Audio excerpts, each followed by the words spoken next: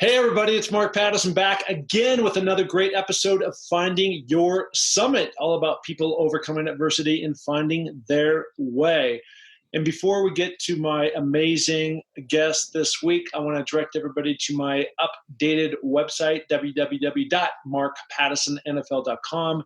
On there, what you'll find is my tab on going to Everest this next year. It's going to be an amazing journey. My trip to Mount Everest to climb it was not canceled. It was postponed. I'm now leaving March 31st, 2021. I'm also have now partnered with a new organization called Higher Ground. It's really an amazing organization. Jason, you're going to like this.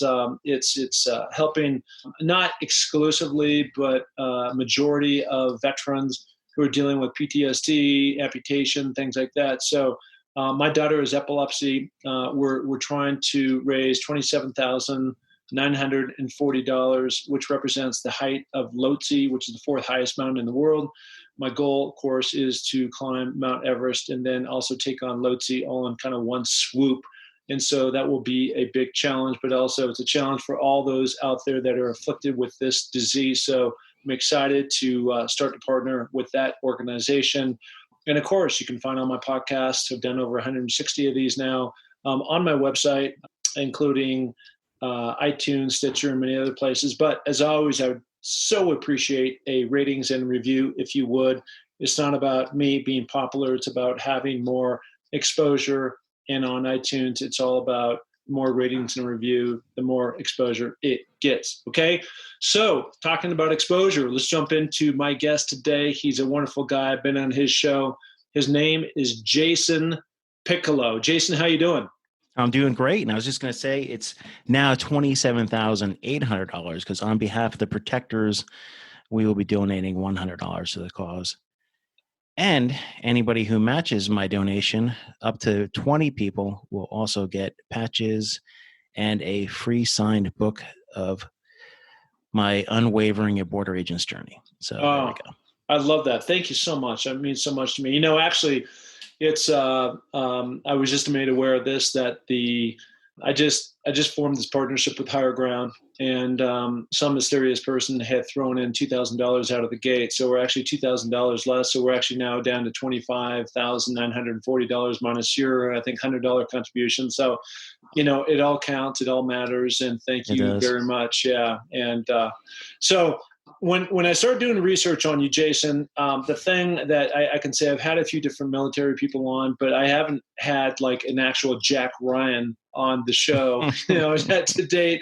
And I was just like, man, this guy I'm sure has seen just more crazy stuff. I've seen, you know, these shows on Narcos and the different drug lords to people trying to come across the border. And you've got this really fascinating life that goes back quite a few years, over 20 years, working in law enforcement, but really protecting the border down along the San Diego and the Mexican line. Man, I'd love just to hear kind of your words more about what life was like. And then we'll jump into other things. I've got other questions that follow within that, but it just seems so fascinating to me. It's just a constant cat and mouse. It is absolutely cat and mouse. That is the southern border. And I always tell people it's like the Wild West. It really is. It's so lawless. It's bloody. And by bloody, I mean, when I first started out as a Border Patrol agent in January 2000, so over 20 years ago now, when I first got to the border, I was like, this is really the United States? It felt like I was in some weird, like, quasi-movie where these banditos are down in valleys, you know, raping and pillaging people that are trying to cross the border. And when you figure out that it's a reality and you have to live this day in and day out, you're kind of like, wow, what did I get myself into? You know, I'm a kid from New Jersey, and the closest I came to California was spring break once. It's crazy. So help me understand better then the path that if somebody wants to become a border agent and you're coming from New Jersey, right? And you've got New York as one of your borders, that you're actually going to be lured into this. Was it a movie? Was it a TV show? Was it an influence from one of your buddies? How did that all play out? No, this is actually, I just brought this up the other day, and it's a really weird time for me right now because I got into it because of my best friend I met. I was in the Army in the 1990s. My goal in life was always to be a soldier, and then it was to become a police officer. And then one of my best friends became a Border Patrol agent when we were living out in Texas. And I'm like, what is a Border Patrol agent? He goes, hey, you should apply, bro. It's a federal job. And they'll take your military, and your military will kind of turn you, it will attack onto your retirement. So the years I did in service will go on to my retirement. So I figured, hey, I could do 20 years in law enforcement, tack on my military time, and boom, great for retirement. Well, my buddy Chris goes out to San Diego and becomes a Border Patrol agent. And I eventually, after college, because I get out of the Army, I go to college, get a degree in law enforcement. I get stationed at the same exact station as my best friend, Chris. And he taught me the ropes, and that's how I got into it. But the reason I bring up Chris is because Chris died in the line of duty 2 years ago, after he had his 20 plus years in, and kind of having that mentor and having someone that did that job and got me into law enforcement, and knowing that you can actually die in the line of duty. It's crazy, man. It's not a pleasant way to know that you're mortal, if that makes a sense. So obviously that would be a devastating loss. There's your mentor, there's your buddy, the guy that touched the ropes, showed you what to do, how to do it. I'm sure there was multiple adventures that you guys are in the same car. Mm-hmm. And, now it's chase and track and arrest and all those things. Right. So tell me, I want to get into the danger zone, and I want to separate it between San Diego and Mexico and Texas and Mexico, because I've heard down along out of, I guess it's out of El Paso, the town that's right across from there on the Mexican side is as dangerous as it can be. It is literally the Wild West, even more so than what you were just describing down on the California. So let's start with California first and break that down, and then let's transition over to, I think it's Juarez. Yeah, Juarez. That's, geez, man, it's like a combat zone there. It's probably like Baghdad Light or Mosul or something like that. But the problem is I was in a Border Patrol for 2.5 years, and then I became a special agent with the former U.S. Customs. And when I became a special agent, I changed over to a different branch of the government. Customs eventually becomes ICE, Homeland Security Investigations. But back then, anything that had an international nexus to it, anything that crossed the border, we would investigate, i.e. narcotics. So when I first became a special agent, I did that for a couple months, just working regular. Hey, we got a car at the border. It's got narcotics in it, blah, blah, blah. Then I was assigned to what they call proactive groups, where we were assigned to go after, the top tier smuggling organizations that were working down in Mexico and the United States. That's really when I got an eye-opening of the narco world. There is so much narcotics and illicit goods coming through that southwest border that you just can't possibly measure it. Because look at it this way. Each week we would seize, just in San Diego alone, maybe 20, 30,000 pounds of weed, marijuana. And if we were lucky, we were getting 200 to 300 kilos of cocaine, if we were lucky. And that's throughout the whole San Diego sector. Now, think about it. That's one of the busiest ports in the United States, one of the busiest ports in the whole world. And all this narcotics is coming through it. And I always tell people, supply and demand is, think about every small town in the United States, someone has cocaine, someone has marijuana, someone has meth. How much supply do you need to get through that border to supply every small town in the United States? So that's what we were up against. And everybody, it seemed, was involved with it. And it becomes their way of life. And I can't fault them. I mean, they don't look at the war on drugs like we look on the war on drugs. And I'm talking about like the mules and everybody else that are being used to smuggle the drugs across the border. And they look at it as like, hey, you know what? I can make an easy $2,000 to bring a load across the border, or I could work for 6 months. I have a family, etc. So it still goes on to this day. And how do I know that? Is because 4 years ago, I was working for the White House Security Council's human smuggling cell. So I had a grasp of what was going on still at the border. I've written books about it. I keep in contact with everybody else, and nothing has changed. Nothing. If you ever do watch the shows Narco and everything else, you know that a lot of it is based in nonfiction with a big fiction spot to it. But it shows you how the influx from the 1980s and the 1990s went from marijuana pumping up through our southwest border to the hard drugs, to the cocaine, to the meth, and the violence came with it. A lot of stakes, high stakes, right? Yeah. So let's talk about the creative ways on how that happens, right? So now we're and I want to come back to human smuggling, trying to get people into the United States, right? And I want to come back to that, but as it relates to drugs, is the idea is just throw as much stuff against the wall, knowing that some will stick and some will get caught. Is that the whole idea? Well, you look at it this way. Canines, and this is open source stuff. This is stuff that you could read on a newspaper and everything else like that. Canines hit on odor. Marijuana has a ton of odor to it. So if you only have a finite amount of canines at the border, and then a cartel organization just flushes a whole bunch of cars with 40 or 60 keys of marijuana in them, and you end up putting your resources to seize them and to investigate them, what's coming behind those cars? Yeah. So, your first wave will be marijuana. They know they're going to get picked up. Those people are going to go to jail, and the cars behind them have, anywhere from, 8 to 20 kilos of cocaine in them. And that is the ones it's really tough to find out unless you have human sources. And so everything kind of equates down to sources as well. Because in order to get, you're really one car out of how many hundreds of thousands of cars across that border is loaded. How to find them? You have to have sources. Tell me the most creative way that you've ever seen. So, obviously just kind of a straight over tackle might be somebody driving a car and they stuff in the tire, spare tire or something. Mm-hmm.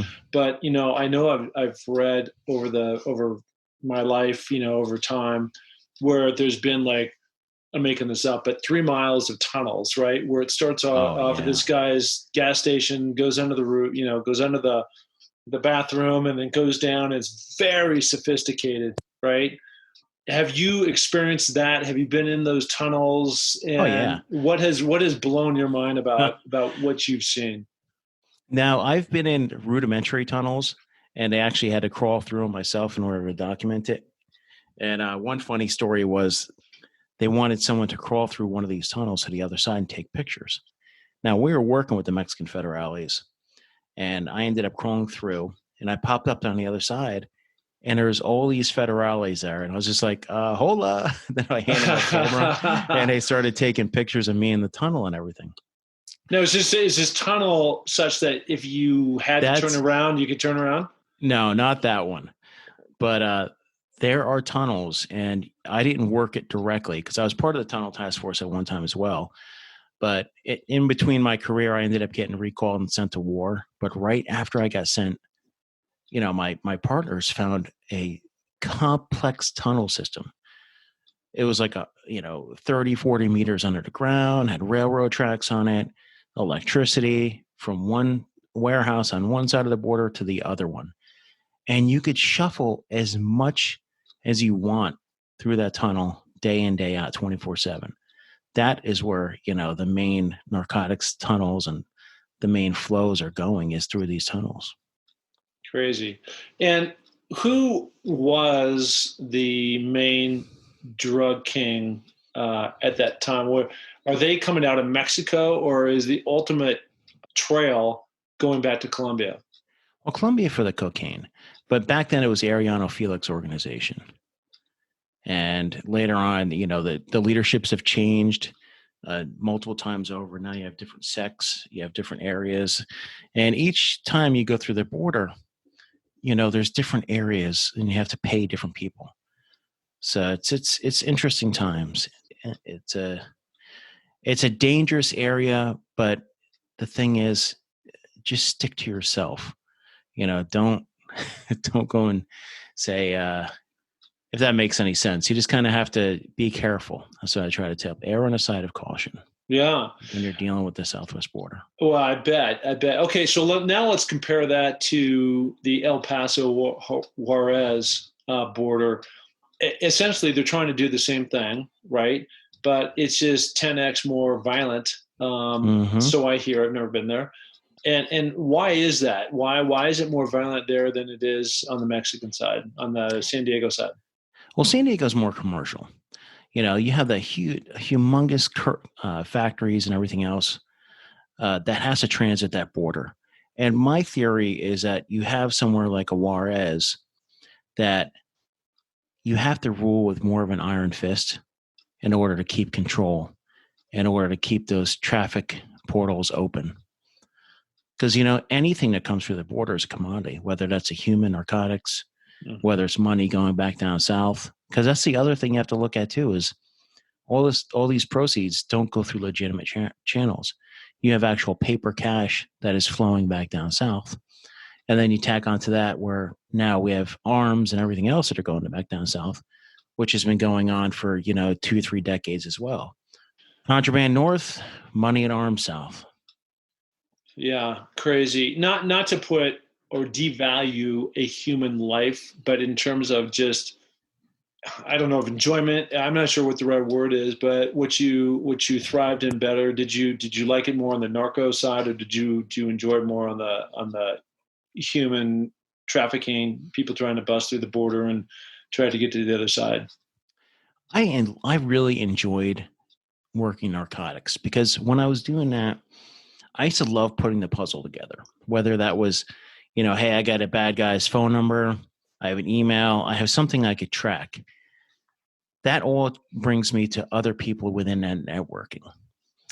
And I love finding out who's involved. I love putting together the puzzle, and I love going after complex organizations. Nowadays, I like the human trafficking.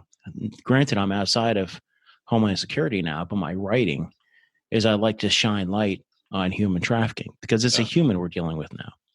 But working, adventure, adrenaline is definitely narcotics. A few years ago, it seemed like the number one campaign cry on behalf of Trump was to build this wall, right? And so I saw a couple shows, and they were showing like the reason why we need a wall. In some places, there's no friction at all. In other places, they've got high walls. But at the end of the day, if somebody wants to get through, they can get through. So 2 questions. One is, do you share the same opinion? There's holes all over the place where you can get through. And number 2, do you believe in this concept about trying to build a wall? Will that work? A wall covering the whole entire border will not work, because you need areas to funnel the traffic through. Now, you could put up partial walls. And, I was an infantry officer one time, and one thing I know how to do is to set up your resources in certain areas to catch activity. Now, think about the Southwest border this way. If you're familiar with the East Coast, you have Route 95 that travels all the way from Maine to Miami. That is the size of our Southwest border. Think about if you took Route 95 and you put a wall going down that whole thing, 30 to 40 meters high, 10, 15 meters below ground. Well, natural resources and everything else, it's not going to be able to, it's not feasible. But what you mean is because there's a big rock formation, or there's a mountain, or something like that. Okay. Natural stuff like that. And we do have natural barriers there already. Now, take, for instance, I detailed out to Arizona once. And Arizona was just, I've never seen anything like it. There's a strand of wire out there. That's your border. The night comes, everything and its brother comes across the border. Park ranger was killed right after I left there. Brian Terry, a border patrol agent, was killed. So many people killed there, and civilians as well. But let's say you take border wall and technology and you put a wall up. Okay, so let's say you put 20 miles of wall up. You leave a gap in the middle of it. In that gap, you could focus technology. You could focus resources. There are 16,000 Border Patrol agents for the whole Southwest border. That includes leadership. And that's a 24/7, 365-day operation to cover, roughly 1,954 to 2,000 miles. There's just simply not enough manpower, and by manpower, I mean men and women to cover that area. So if you put up border walls in certain areas, you could funnel traffic, and then you could also put your technology up. You could put up your drones. You could put up your sensors. You could put your infrared and thermal scopes up, and then you could direct your resources. Did you ever end up where you're in a place like Arizona and you've got this thin wire and basically anybody can walk back and forth all they want and they're all carrying heat, and so you guys are out there and they're trying to dodge you, but it's inevitable that there's going to be conflict, right? And where you're in a situation which, things got super intense and it is guns are drawn or you get into a firefight. Did you end up in situations like that? I've gotten in a lot of tense situations on the Border Patrol and in a narco world. And it all depends on what your presence is like. It's always keep a presence of mind. Don't get tunnel vision. And by tunnel vision, you know what it's like. You've played ball. You get that vision where you only see the end zone. It's the same way in law enforcement. You only see the one objective. You don't see what's going on around you. Don't get the tunnel vision, and don't let your adrenaline overwhelm you to where your breathing's labored and you can't get into it, because that shows whoever you're encountering that you're fearful. It's the same way in the civilian world as well. If you're getting in some sort of conflict and you show that you're fearful, someone's going to take advantage of that. Same way in the sports world as well. For sure. Absolutely. So this is kind of a stupid question, but also coming from a question who's a civilian that doesn't deal with the border and narcos and all that stuff. But so now you guys make a big bust, right? And, whatever kind of drug it doesn't matter. But now you're sitting, where the cops or the FBI or the border trade, whoever that is sitting and they've got a couple pallets full of marijuana or something. What do you do with it? Oh my God. I would I would rather get cocaine just because. So I was part of I used to work a lot of operations. We used to have an undercover tractor trailer company, and we sometimes we get like 20,000 pounds of weed, marijuana, and you have to unload it and you have to weigh it and you have to package it. And I found out that I'm allergic to whatever they package it because I'm always breaking out whenever I do it. So you get these like a tractor trailer full of marijuana is a lot and you only have, let's say you have 10 agents that have to unload it, weigh it, maybe have to weigh it again and get a wrong count. It's a pain in the ass. And then after that, so it all goes to a huge warehouse and then eventually gets incinerated. Yeah. Why not just incinerate it right out of the gate? Oh, you can't. You need just the process. You need real incinerators because we're talking tons and tons and tons of illegal narcotics. It's a lot, man. So you'd mentioned this earlier, and I want to follow up on that. You shifted over to a White House Security Council, right? So does that mean you actually were going to the White House in Washington, D.C.? Well, I have a, there's a little bit in there's a big gap in my career to where, so I was in the Army and I became an officer eventually, an infantry officer. And I got recalled and I was sent to Fort Benning, Georgia. And then I was sent to Mississippi in the summer of 2005. Yeah. Just in time for Hurricane Katrina. So I was in Katrina. And then I deployed to Kuwait for a couple months. And then I forward deployed up to Iraq, where I was attached to the Special Operations Command as their anti-terrorism officer. While all this is going on, my wife becomes an FBI agent. Because she was in the Army too at one time, law degree and all that other good stuff. And she gets stationed in Philadelphia. So when I get back from the war, I end up getting a job in Washington, D.C. to be closer because I wasn't able to transfer with my agency. And when I worked in Washington, D.C., I actually worked for the what they call the Criminal Investigation Task Force. So I used to do investigations on the detainees at Guantanamo Bay, i.e. Al-Qaeda. So I did that for a while, and I eventually was able to pick up a job in Philadelphia with DOD, and then I went and got a job with ICE, and then I worked fugitive operations for a while. I ran the state of Delaware doing fugitive operations, and then I got stationed in DC, and then a couple of years later, I went to work for what they call the White House Security Council's human smuggling cell, and I actually worked north of the city. So was it west?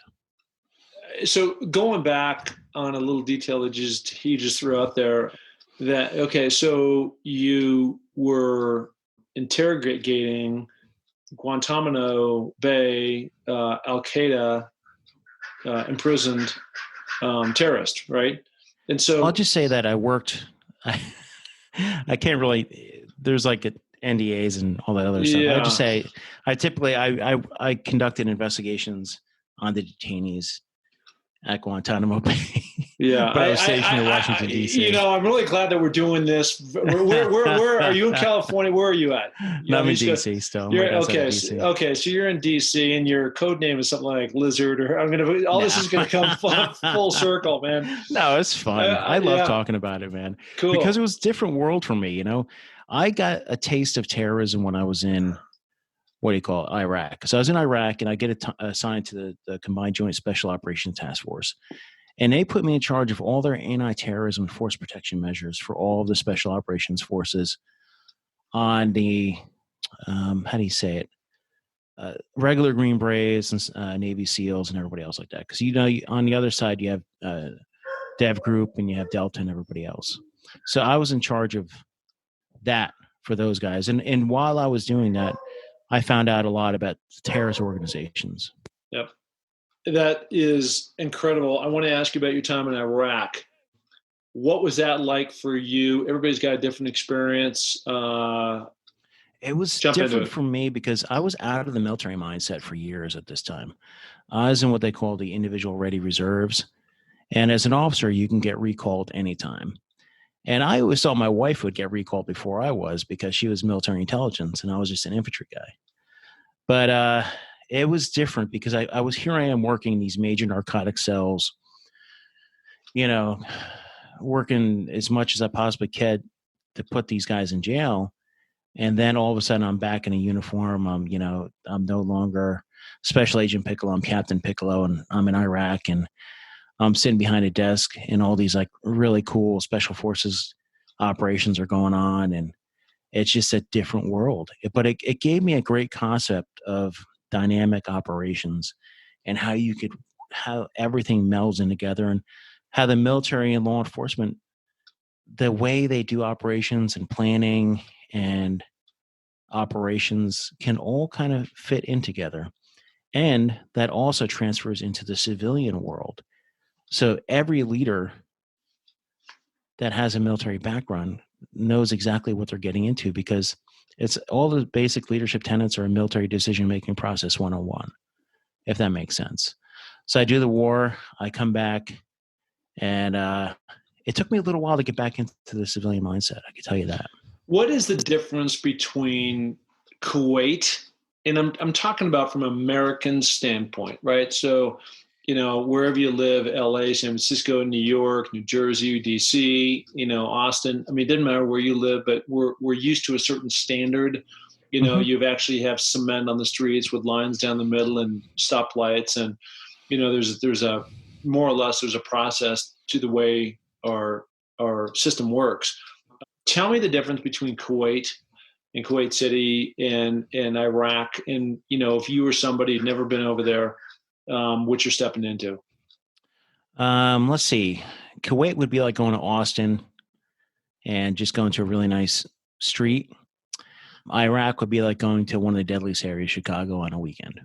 Depends if you're a U.S. soldier and you end up in the wrong place, you could be killed and tortured and maimed in Iraq. In Kuwait, it's not as likely. Yeah. And when you're walking through, you're driving through the town. I'm speaking really more about Iraq, Baghdad. Is it still pretty trash from all the bombing that we did years ago? I don't know, because the last time I was there was in 2006. Yeah. So I don't know what it's like now. I can't even imagine, especially with ISIS. Crazy group, huh? Mm-hmm. Yeah, a whole nother level, right? Oh, absolutely. Yeah. It all comes down to power. Everybody wants power. So you've done a couple, I don't know how you've had time to do, actually sit down and write a book, when you're out there chasing all these guys and trying to, put an end to it at some level. But tell me about these two books you've written and how I'm still trying to get one off the ground and you've, had the good fortune of getting got two. Well, there's a reason I wrote a book. And if you ever Google my name, you'll come up with a few things. You'll either come up on my podcast, come up with some other stuff, but one of them will say Jason Piccolo whistleblower. So that is, I had to eventually leave, what do you call it? DHS, Department of Homeland Security, because I blew the whistle back in 2015. And hence I wanted to get my story out there and I want to. What does that mean? You blew the whistle. What is that? Well, I'll go into this. We have time. So I was assigned to the White House Security Council's human smuggling cell. And the reason they developed this cell was in 2012, 2013, there was a major influx of unaccompanied alien children, UACs, coming through the southwest border. Now, these are little kids. They could be tender age kids. They could be kids in their teens. But the majority of them are tender age, coming through the southwest border, smuggled on behalf of either a parent or someone else to get them up to the United States. When an unaccompanied alien child, UAC is, I'll explain how the whole process goes, and then I'll explain what our charter was.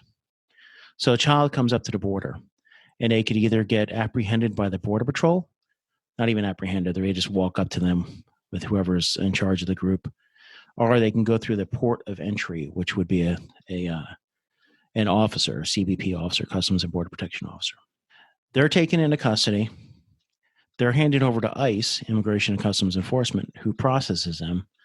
And then they're handed over to Health and Human Services, which is HHS, who then hands them over to the Office of Refugee Resettlement, which is part of HHS's contracted facilities, civilians who have a contract with the government to take charge of these little kids. And then those kids are released to a sponsor. Now, our charter was to find out who these smuggling organizations were and how we could disrupt and dismantle them and stop this flow of children coming up from the southwest border. Now, yes, there were MS-13 teenagers integrated within. We know that. But there was a massive... And MS-13 is the gang down in Mexico. Mara Salvatore, yeah. Yeah. And they're really, really, really bad people. And so I was assigned to this human smuggling cell. There wasn't a lot of us there. I was one of the sole representatives for the agency I worked for. And I found out that, this is 2015, year before an election cycle, that these kids, these UACs, were getting released to sponsors. And these sponsors weren't all legitimate. And out of a sample of 29,000, 3,400 of these sponsors had criminal records, up into including sex offenses. So I said, hey, you know what? That's not right. At this time, there was 84,000 kids coming, 84,000 plus a year coming through. I had a spreadsheet. That spreadsheet said, out of these 29,000 people we ran checks on, 3,400 were criminals. I said, okay, how come we're not vetting these sponsors? And because there were so many kids, they weren't vetting the sponsors like they were mandated. They were supposed to do fingerprints. They're supposed to run criminal histories. They were basically just handing the kids off to anybody that was coming in. That's the way I saw it. And this spreadsheet I found was a month old. So I said, hey, you know what? We're the human smuggling cell. I've done dynamic operations in my life. At this point, I've done a lot. I'm 16 years into my career after a tour in Iraq, and it fell on deaf ears. So I said, well, this spreadsheet's a month old. What about these little kids? And I had access to it, what they call the Health and Human Services Unaccompanied Alien Children Database. And when I looked at that, I could see the pictures of these kids. And I'm looking at a sampling of them. And there's like little babies, little 2-3-year-old kids that are getting released to criminals. At the time my kids were, I think, 6 and 8. And I said, well, if we're not going to do anything, then I went home and I did some Google research. I found out how to legally blow the whistle. And I always say legally blow the whistle because there's people who out there leak stuff and go to the meeting and everything. But I didn't. I went right to the Office of Special Counsel and I blew the whistle. It would just seem common sense that you wouldn't release babies and small kids to a criminal, right? Yeah. But yeah. So, okay. So out of that came a book. Is that what the evolution of that experience? Well, later on, there was a lot of stuff going on in the background. I was fighting with Health and Human Services, telling them that they need to get the sheet, they need to vet it, and they need to do the right thing and start fingerprinting these sponsors, start doing the right everything. And I'm going back and forth with Health and Human Services, with my Office of Special Counsel, a lawyer. And I eventually, get debriefed by them, allegedly confidential. But it turns out it was a kind of almost like a witch hunt. They found out my identity through that meeting I had with them, a telephonic meeting. And the very next day I went back to work at that human smuggling cell. I was terminated from my detail. At that point, I went to Senator Charles Grassley and really blew the whistle on whistleblower retaliation and everything. That ends up putting a target on my back, and I eventually have to leave the agency. That is where, a couple of years ago, you started seeing pictures of kids in cages, kids at the border. Well, that was from the time frame that I blew the whistle, and that's why those pictures came out. Hence, I wrote the book to kind of say, this is me, this is what I did, and this is my backstory, and this is who I am, and this is what the reality of the border is. It's incredible story. You've got a great podcast. I've been on it. Thank you. Tell me more about the theme and what you're trying to accomplish. I love podcasting. This is I've been on major news networks and everything else you could possibly imagine, talking about the border and talking about everything, talking about what we just talked about. But my podcast is based on the protectors. These are the ones that run towards danger. They could be law enforcement. They could be military. They could be veterans who have run towards danger. And especially, I like to say that I talk to emergency responders, i.e. fire people and ambulance, EMTs, everybody. And I always say, and those that support them.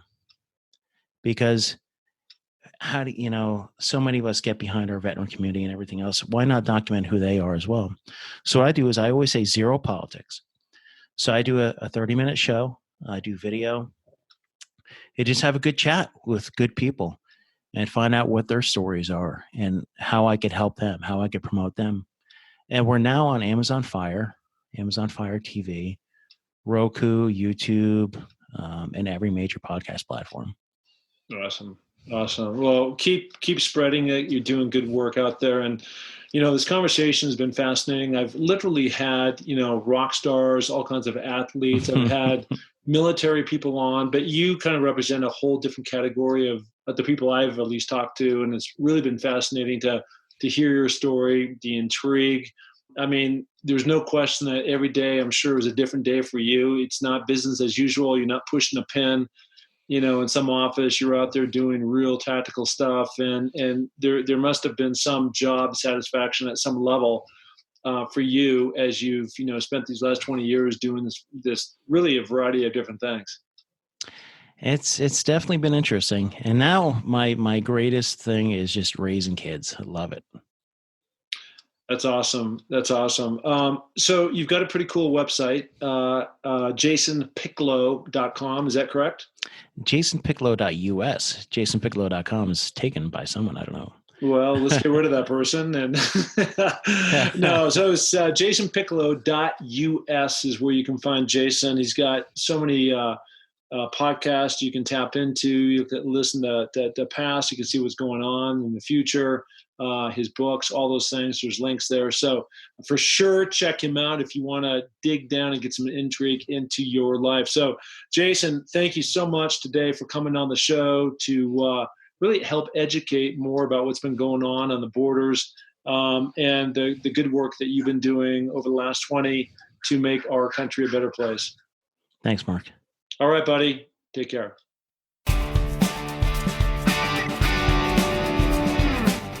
Hey, and thank you so much for listening to the Find Your Summit podcast. We are so glad to have you along for this journey. And if you enjoy the show, please tell a friend, share it on iTunes, spread it to the planet. We're looking to broadcast this to every person that is out there because, as you know, everybody has their own summit that they're going after. Okay, if you're looking to follow my journey, you can find that through my social links on markpattisionnfl.com. That's Mark, M-A-R-K, Pattison, P-A-T-T-I-S-O-N, NFL.com. So, until the next podcast, just remember, clear eyes, full hearts, and remember, it takes a little more to make a champion, so make it happen. Thank you. Bye.